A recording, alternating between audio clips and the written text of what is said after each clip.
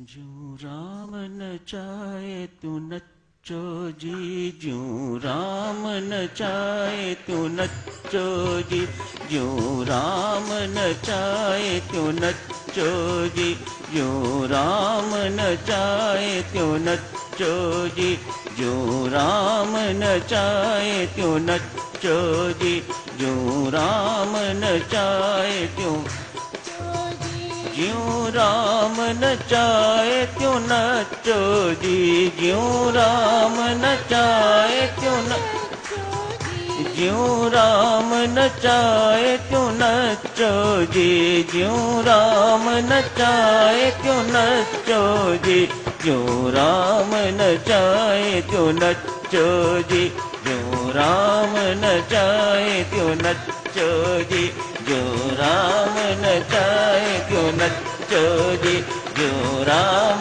न चाहे त्यों नच्चो जी, ज्यों राम न चाहे त्यों नच्चो जी, ज्यों राम न चाहे त्यों नच्चो जी, ज्यों राम न चाहे त्यों नच्चो जी, ज्यों राम न चाहे त्यों नच्चो जी, ज्यों राम न चाहे त्यों नच्चो ज्यों राम न चाहे त्यों नच्चो जी, ज्यों राम न चाहे त्यों नच्चो जी, ज्यों राम न चाहे त्यों नच्चो जी, ज्यों राम न चाहे त्यों नच्चो जी, ज्यों राम न चाहे त्यों नच्चो जी, ज्यों राम न चाहे त्यों नच्चो जी।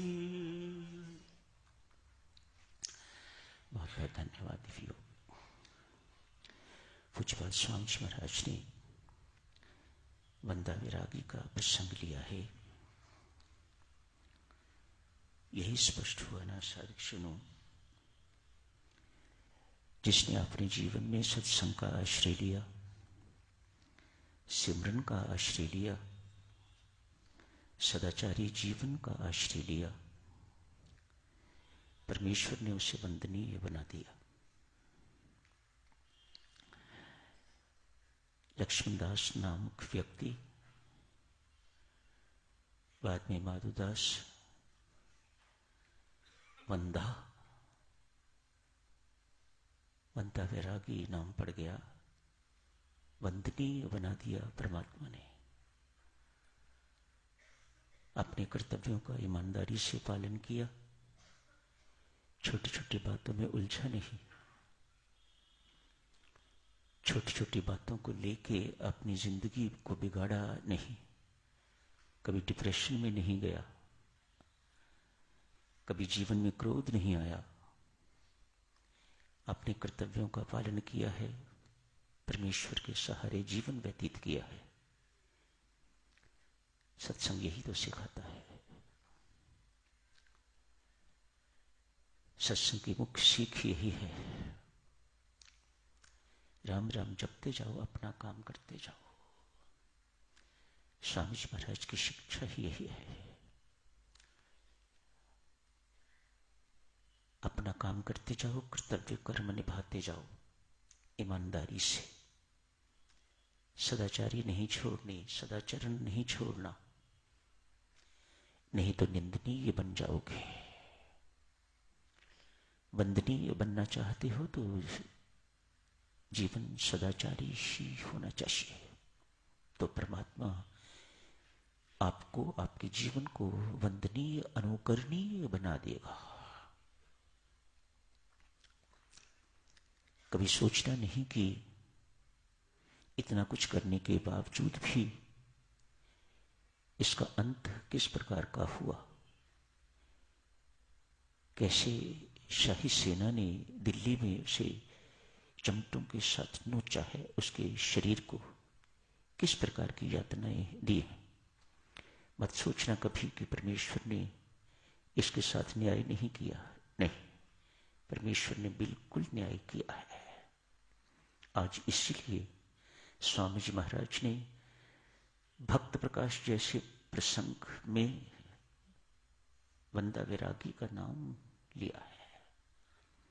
जगह जगह पर स्वामी जी महाराज ने इसे साधु कहा है, जगह जगह पर इसको संत कहा है।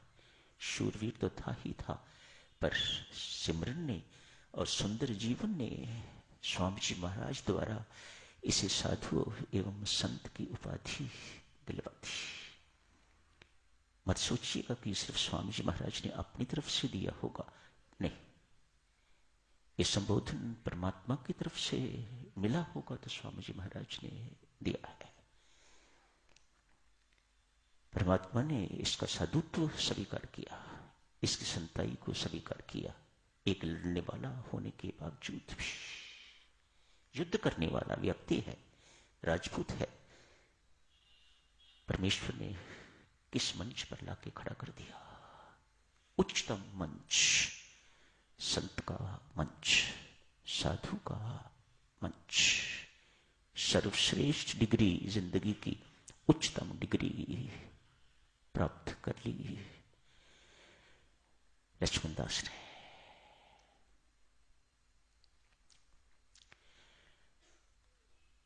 अपने गुरु से भी कहीं आगे निकल गए। गुरु गोविंद सिंह जी के साथ इनका संपर्क हुआ, बड़ी घनिष्ठता हो गई। दोनों ने मिलकर तो अनेक युद्ध किए, जगह जगह जहां जहां भी युद्ध की जरूरत थी, लड़ाई की जरूरत थी, वहां वहां इन्होंने युद्ध किया, सफलताएं भी मिली। और फिर अपने ही लोगों में फूट के कारण, उनकी ईर्ष्या इत्यादि के कारण बंदा वैरागी पकड़ी भी गई।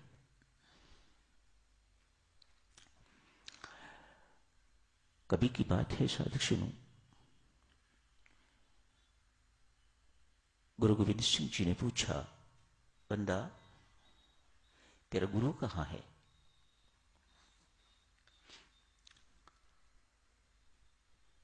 सच्चे पातशाह, इस वक्त तो वे बैकुंठ में होंगे। गुरु महाराज के मुख पर एक अद्भुत सी मुस्कान थी, व्यंगात्मक मुस्कान, सही मुस्कान नहीं थी, सरकास्टिक मुस्कान। बंदा ने पूछा, महाराज क्यों मुस्कुरा रहे हैं, क्या बात है? यूं ही, नहीं महाराज, कुछ मेरे से छुपा रहे हैं,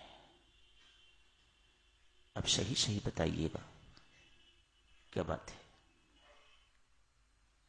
अरे बंदा, तेरा गुरु इस आश्रम से कहीं बाहर गया ही नहीं, उसे मरे हुए तो बहुत वर्ष हो गए, ऐसी आश्रम में ही है। कहा, महाराज कभी दिखाई तो नहीं दिए, मुझे तो ऐसा विदित नहीं है कि वे यहां हैं। अरे यहीं हैं, बेल के पेड़ के नीचे बैठे हुए थे। कहा, वो फल तोड़, इसे नीचे ना काट। काटा, उसमें से एक कीड़ा निकला।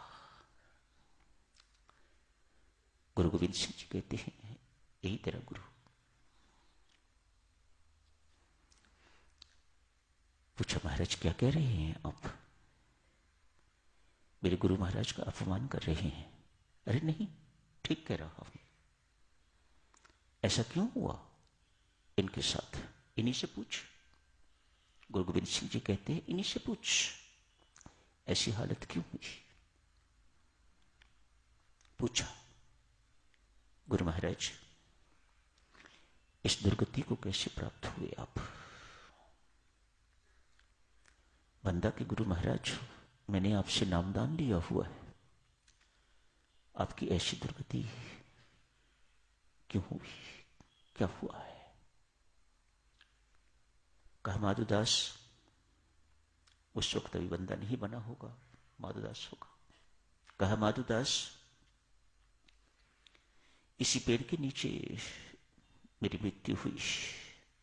मृत्यु के वक्त मेरी दृष्टि इस पेड़ के फल पर चली गई। इस सीजन का फल नहीं खाया। तब से लेके आज तक बार बार मुझे परमात्मा यही योनि दे रहे हैं, कीड़े की योनि, रज्ज के फल खा। एक बार मरता हूं, फिर परमात्मा मुझे फल में डाल देते हैं, फिर मरता हूं, फिर फल में डाल देते हैं।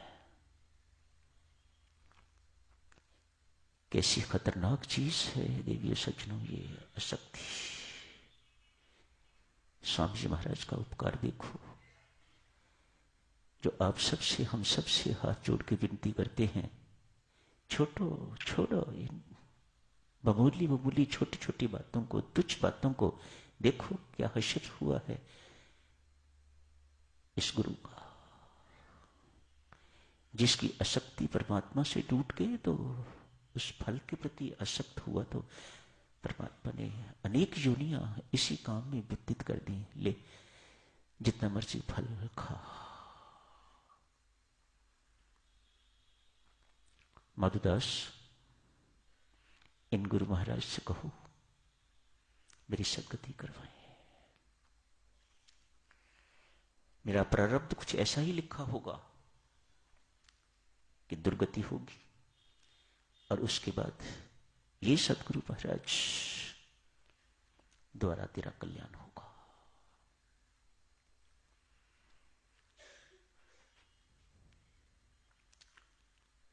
चाहते हो साधक जनों की अंत समय मुख से राम राम निकले, तो जिंदगी भर आपको राम राम जपना होगा। इस वक्त आप किसी एक चीज को लेके ऐसे बैठ जाते हो, उसे ऐसे दिल पर लगा लेते हो जैसे कि सब कुछ संसार का यही है। अगर इसी वक्त मृत्यु हो गई तो सोचो, सारा किए किराए पर पानी फिर जाएगा। पार्थ, जो अंत समय मेरा स्मरण करता हुआ देह को त्यागता है, वह निस्संदेह मुझे प्राप्त करता है। मानो अंत समय का सोच, अंत समय की सोच, अंत समय का जो दृश्य आपके सामने होता है, उसी दृश्य को आप प्राप्त होते हैं। जैसे एक फोटोग्राफर की दुकान पर व्यक्ति फोटो खिंचवाने के लिए जाता है। फोटोग्राफर कहता है स्माइल प्लीज। मानो हंसोगे तो फोटो हंसी की आएगी, सीरियस मुख रखोगे तो सीरियस मुख की फोटो आएगी, रोता हुआ मुख बनाओगे तो रोते हुए मुख की फोटो आएगी। बहुत सुंदर उदाहरण। इसी प्रकार से ही सत्य है। हमारा अगला जन्म किस पर निर्भर करता है? आपकी अंत समय हालत क्या थी? अंत समय तभी मुख से राम राम जपा जाएगा यदि जिंदगी भर छोटी छोटी बातों में आप उलझे नहीं, छोटी छोटी बातों को महत्व नहीं दिया, झूठ नहीं बोला, बेईमानी नहीं करी, हेराफेरी नहीं करी, अन्याय इत्यादि नहीं किया, बहुत पवित्र जीवन, सदाचारी जीवन व्यतीत किया है, तो साधक जनों, तब परमात्मा कृपा करेगा तो अंत समय मुख से राम निकलेगा तो आपकी सद्गति होगी, आप राम को प्राप्त होगे।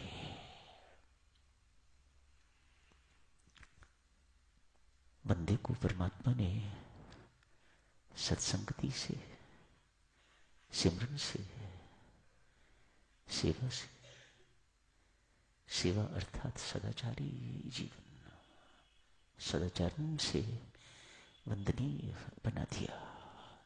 यही समाप्त करने की इजाजत दीजिए। धन्यवाद।